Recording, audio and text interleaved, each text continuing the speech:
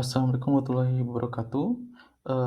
Di sini saya akan mempresentasikan dan menjelaskan dalam mata kuliah Pandangan Fisika Zat Padat, yaitu sebuah artikel, sebuah jurnal dengan judul "Memproduksi bahan semikonduktor di dalam teras reaktor nuklir".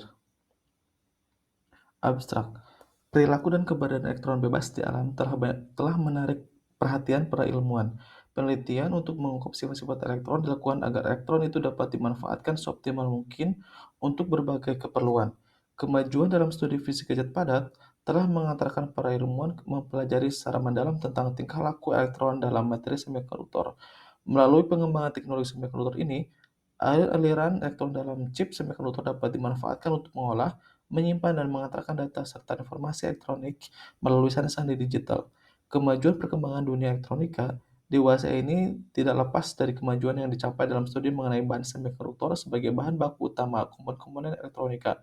Saat ini telah dikembangkan suatu metode untuk memproduksi bahan semikonduktor dengan teknik nuklir.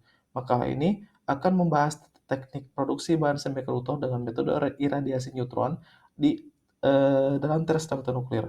Proses pembuatan bahan semikonduktor dengan teknik iradiasi neutron dapat dilakukan dengan hasil yang sangat baik. Kadar dopan dalam suatu bahan semikonduktor dapat diatur dengan tingkat ketelitian yang sangat tinggi melalui teknik pengaturan waktu iradiasi yang tepat. Pendahuluan, tahun 1920-an lahir konsep baru di beberapa pusat penelitian fisika di Heidelberg, Göttingen, dan Copenhagen. Konsep baru tersebut ditandai dengan lahirnya bidang kajian kuantum mekanika atau kuantum fisika yang semula dipelopori oleh Max Planck dan Albert Einstein, kemudian dilanjutkan oleh Niels Bohr, Schrödinger, Max Born, Samuel Goldschmidt, Heisenberg, dan lain-lain. Mereka meneliti dan mempelajari berbagai sifat kelistrikan zat padat, hanya mengenal adanya dua kelompok bahan yang terkait dengan perilaku elektron bebas, yaitu isolator dan konduktor. Di sini semikonduktor, komponen elektronika, dan transistor. Penemuan bahan semikonduktor kemudian disusul dengan penemuan komponen elektronik yang disebut dengan transistor.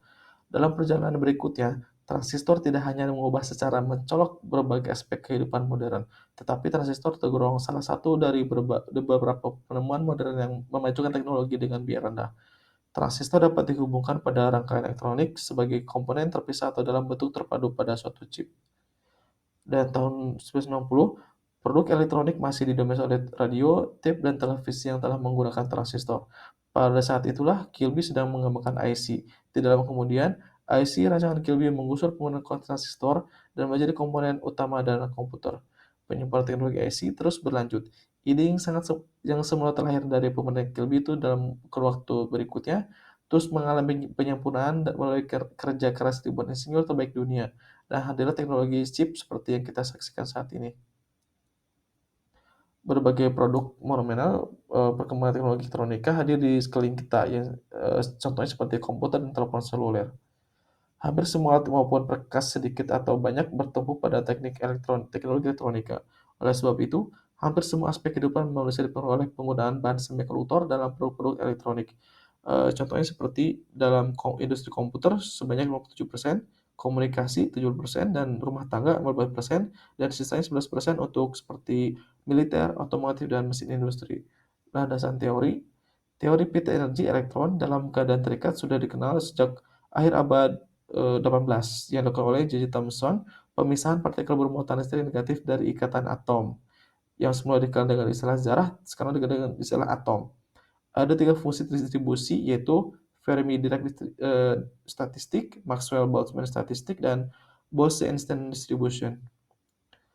Perilaku elektron bebas di dalam bahan serta sifat-sifat kelistrikan bahan dapat diterangkan dengan baik menggunakan teori pita energi, yang terdiri dari pita valensi dan pita konduksi. Penelitian menggunakan bahan listrik yang ditimbulkan oleh inti atom zat padat dapat digunakan untuk mempelajari tingkatan-tingkatan energi elektron dalam atom. Didapatkan bahwa tingkat-tingkat energi elektron itu berkelompok-kelompok. Sebagai contoh, bahan semikonduktor adalah kristal silikon, germanium. Kristal silikon memiliki 14 elektron pada kulit atomnya, pada suhu 0 derajat Kelvin. Elektron-elektron itu mengisi pita energi pertama sampai ke-7 hingga penuh, masing-masing dengan 2 N elektron, sedang pita ke-8-nya, dan seterusnya kosong. Hal ini berarti bahwa kristal silikon pada suhu 0 derajat Kelvin bersifat sebagai isolator, karena pita konduksi pita ke-8 kosong. Namun karena celah energi antara pita valensi dan pita konduksi tidak terlalu lebar, maka pada suhu kamar ada cukup banyak elektron yang meninggalkan pita valensi loncat ke pita konduksi. Semakin tinggi temperatur akan semakin banyak elektron yang mendapat energi termik sehingga semakin banyak pula elektron-elektron yang loncat ke pita konduksi. Dalam pita konduksi ini, elektron bergerak lincah sehingga dapat bertindak sebagai penghantar listrik yang baik. Oleh sebab itu, hambatan jenis bahan semikonduktor turun dengan cepat apabila terjadi kenaikan suhu. Pada daerah suhu tertentu, hanya diperlukan suhu beberapa derajat saja untuk menurunkan hambatan jenis yang menjadi setengah dari semula. Bahan semikonduktor. Bahan semikonduktor yang sering dimanfaatkan untuk kegiatan cangkok-mencokok ini adalah germanium, silikon, tellurium, dan indium antimonide. Sedang bahan dopannya adalah boron, fosfor, arsenik, dan aluminium. Silikon merupakan unsur kimia bukan logam dan dengan nomor atom 14 dan massa atomnya 28,1. Ditemukan pada tahun 1824 oleh Zebenilus silikon merupakan unsur terbaik dalam kerang bumi dengan jumlah mencapai lebih dari 20% berat bumi. Pencangkukan ion listrik bahan semikonduktor. Semikonduktor intrinsik dan semikonduktor ekstrinsik. Pencangkukan ion dilakukan terhadap bahan semikonduktor untuk meningkatkan daya hantar listriknya. Bahan semikonduktor yang sudah dicangkoki sedikit pengotor ini disebut dengan semikonduktor ekstrinsik. Perubahan sifat elektrik semikonduktor. Cukup dicangkokkan satu ion dopan per 1 juta atom semikonduktor. Pencangkokan pengotor sebanyak 0,005% saja sudah cukup dapat menghasilkan banyak elektron bebas. Jenis atom pengotor yang dicangkokkan ke dalam semikonduktor ada dua jenis, yaitu atom akseptor dan atom donor. Semikonduktor ekstrinsik. Ada dua jenis semikonduktor ekstrinsik karena perbedaan jenis atom pengotor yang dicangkok ke dalamnya. Semikonduktor tipe P positif. Semikonduktor tipe P adalah semikonduktor yang dicangkoki atom akseptor yang kekurangan elektron. Semikonduktor ini dibuat dari atom yang memiliki 4 elektron pada orbital luarnya. Dicangkoki atom pengotor yang memiliki 3 elektron pada orbital luarnya. Pencangkokan atom As pada kristal germanium memungkinkan diturunkannya hambatan jenis atom germanium karena muncul pita energi di dalam celah energi yang letaknya sedikit di bawah pita konduksi seperti ditunjukkan pada gambar 3. Beda energi antara pita energi donor dan pita konduksi ini sangat kecil, kira-kira hanya 0,05 elektron volt. Sedang pencangkokan atom donor fosfor ke dalam silikon dapat menurunkan energi pemisah pita hingga mencapai 0,045 elektron volt. Hasil analisis teknik pencangkokan. Teknik pencangkokan ion ke dalam bahan semikonduktor dapat dilakukan dengan beberapa cara. Cara konvensional yang sering dipakai adalah dengan metode fusi. Dalam teknik ini, bahan-bahan semikonduktor dan pengotor dicampur sedemikian rupa, sehingga ion-ion dapat berdifusi ke dalam bahan semikonduktor, tetapi ada kekurangannya. Dapat masuknya pengotor lain yang sebenarnya tidak dikendali. Terlalu sulit untuk mendapat bahan dopan dengan tingkat kemudian tinggi akan menimbulkan masalah tersendiri terhadap untuk kinerja piranti semikonduktor. Proses pencangkokan dengan akselerator ini dikembangkan terutama untuk mendukung instruksi komponen-komponen elektronika seperti transistor, dioda Zener, integrated circuit, sel surya, serta berbagai jenis konduktor, yaitu dengan teknik iradiasi neutron. Selain dengan akselerator, teknik nuklir lainnya yang saat ini juga sering dimanfaatkan untuk pembuatan bahan semikonduktor. Teknik iradiasi neutron. Pembuatan bahan baru dengan struktur yang berbeda dari bahan aslinya dapat dilakukan dengan cara memasukkan partikel neutron ke dalam inti atom bahan. Karena penyerapan neutron, maka kestabilan inti atom bahan menjadi terganggu, dan bahan akan berubah menjadi isotop lain dengan sifat fisika yang berbeda dari unsur aslinya. Teknik ini ternyata dapat dimanfaatkan untuk memproduksi bahan semikonduktor, terutama mengubah karakteristik silikon murni menjadi silikon yang tercangkoki fosfor dengan kadar tertentu, sehingga berperan sebagai bahan semikonduktor yang sangat baik dengan tingkat kemuniannya yang sangat tinggi. Hingga saat ini, teknik iradiasi neutron dikenal sebagai teknik terbaik untuk proses pencangkokan dopan. Ada 3 jenis reaktor nuklir dilihat dari tujuan penggunaannya: reaktor penelitian, reaktor daya, dan reaktor pembiak. Reaktor pembiak berperan ganda, yaitu berperan sebagai reaktor daya dan membiarkan bahan bakar nuklir. Reaktor penelitian sering dilengkapi dengan berbagai fasilitas, salah satunya adalah fasilitas doping untuk memproduksi bahan semikonduktor. Pembuatan bahan baru dengan struktur yang berbeda dari bahan aslinya dapat dilakukan dengan teknik iradiasi neutron. Karena penyerapan neutron itu, maka kestabilan inti atom bahan menjadi terganggu dan bahan akan berubah menjadi isotop lain dengan sifat fisika yang berbeda dari unsur aslinya.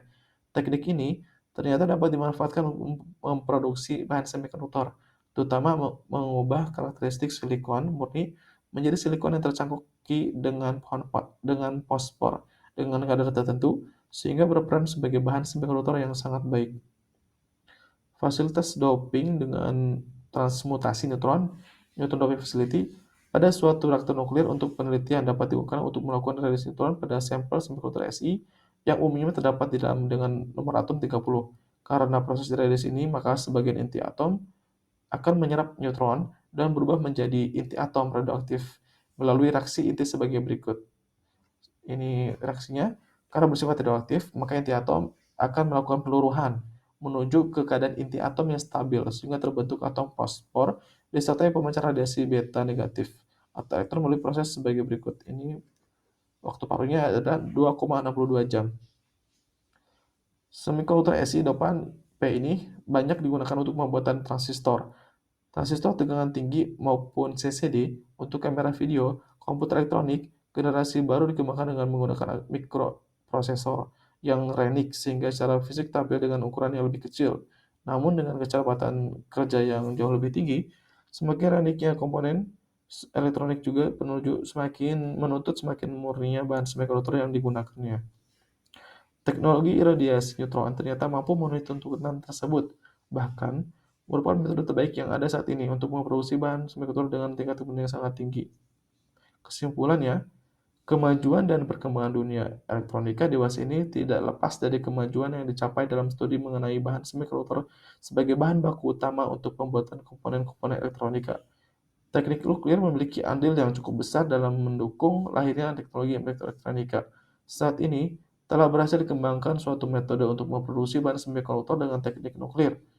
Proses pembuatan bahan semikonduktor dengan teknik radiasi neutron di dalam teras reaktor nuklir dapat dilakukan dengan hasil yang sangat baik. Kadar dopan dalam suatu bahan semikonduktor dapat diatur dengan tingkat kelitian yang sangat tinggi melalui teknik pengaturannya waktu iradiasi yang tepat. Nah, ini gambar anjungan reaktor riset untuk produksi radiasi dengan neutron. Daftar pustaka dikutip dari artikel PLN. Dan terima kasih. Wassalamualaikum warahmatullahi wabarakatuh.